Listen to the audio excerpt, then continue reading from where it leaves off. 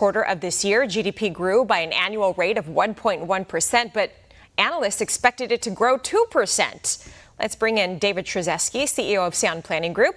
David, what do you attribute the economic slowdown to? Hey, great to be with you. So the economic slowdown that we're seeing is got a multifaceted challenge here.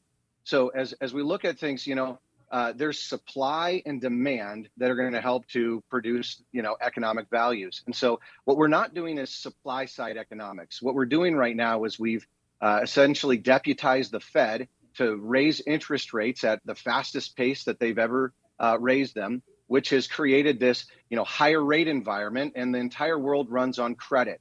Okay, banking conditions, as we understand here over the last month or better, are getting tighter right now. And that presents a significant challenge because, well, guess what? We got $1.4 trillion of debt that needs to be remetabolized here in this specific economy. But we also need to understand that there are still supply chain challenges. Whether we're talking about the price of gas, and we've got so much oil and gas in the ground here in the United States, and we're ultimately looking at Saudi Arabia and others that are dictating the pace of how some of these flows are going to be occurring.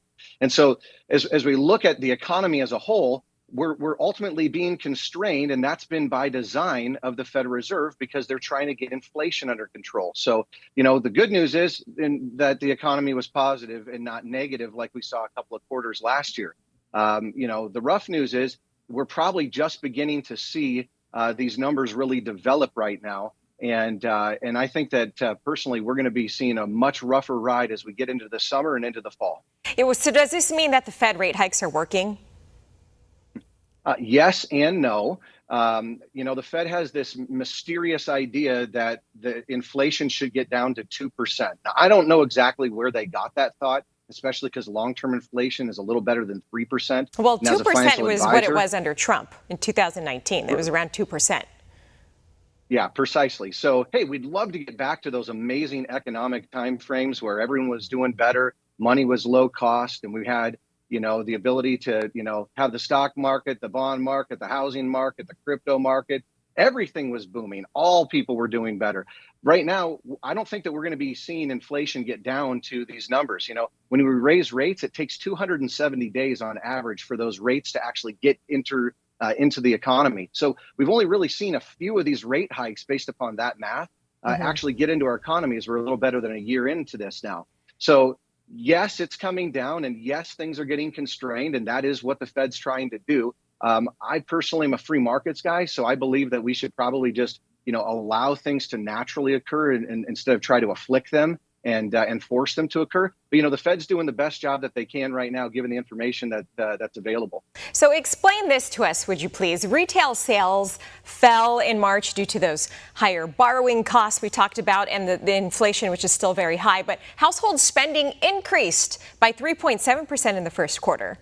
How is that? Please explain that for us. Sure. Well, Alicia, the reality is a lot of families today don't have a lot of extra discretionary capital. But those who have the ability to, buy brand new cars, go out to eat more often, they're out and they're stimulating the economy right now. And so things were really constrained, and now they're starting to pick up a little bit more as there's more people that are going back to work. There's more people that are, beginning to fill some of these roles. So there is some economic activity that's improving. I just want to caution people in this, though. I had a common vehicle that my 18-year-old drives. Go into the shop last July, right after the 4th of July. It took 6 months for this to be repaired. How on earth does a repair shop make ends meet and keep things flowing and going when they can't even get the parts? Yeah, you're not alone in that story. I've heard that from several people that I know here at home. All right, let's talk about that looming debt ceiling. The U.S. is dangerously close to reaching its debt limit soon, and if the ceiling isn't raised, it could lead to catastrophic economic consequences. So House Republicans passed a bill to raise the debt ceiling, cut government spending, but it's unlikely to pass in the Democrat-controlled Senate. So, David, we're talking about our country's financial future here. Biden said he refuses to discuss the U.S. debt limit because it's not negotiable. That's a quote. But he said he's willing to debate fiscal policy. So what are we looking at here? I think that we're looking at political gridlock. The biggest concern that we should have today is that this is another setup like we had in 2011. 2011, we saw our debt to GDP ratio exceed 100%. So it was essentially, same amount of money coming in, same amount of money in debt. And we ultimately had political gridlock as well. And we were downgraded from AAA rated to AA rated. Well, what are we looking at today? Absolute political gridlock. Can't even have a conversation, and it's not even debatable. We've got a debt to GDP ratio that's exceeded 120%. So now we're way worse as far as that ratio goes. We also look at this and we say, hey, Medicare and Social Security, with all these baby boomers that are nearing or entering retirement, there's 10,000 a day that are aging into this system. And current spending for Medicare and Social Security, just go to usdebtclock.org and check this out for yourself, exceeds 60% of all federal income. 60%. That's just taking care of those who have retired today. And we've got about half of the boomers who have ultimately retired right now. So yeah, there is not a more important conversation than our national security financially. We are the world's reserve currency. And to quote Janet Yellen, she was talking about, if we don't get this right and we default, then this threatens our world reserve currency at the exact same time that Brazil, Russia, India, China, South Africa are trying to establish their own currency and trade oil and gas and in the Chinese yuan. We're looking at some considerable issues. So we can either reduce spending or raise taxes. Well, we saw how reduced spending worked out in 2013 when we were having the same conversation, and they shut down the government for a couple of weeks and they cut out like nothing, relatively speaking to what was being spent. But they raised taxes.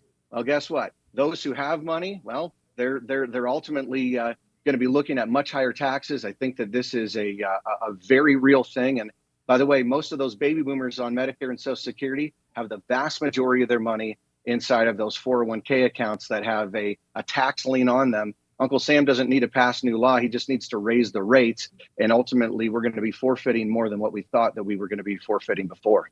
All right. Well, we have a few weeks left. Hopefully, our government can get something done. David Stryzewski, thanks for your time today. Appreciate it. Appreciate you. Thanks. For all our viewers asking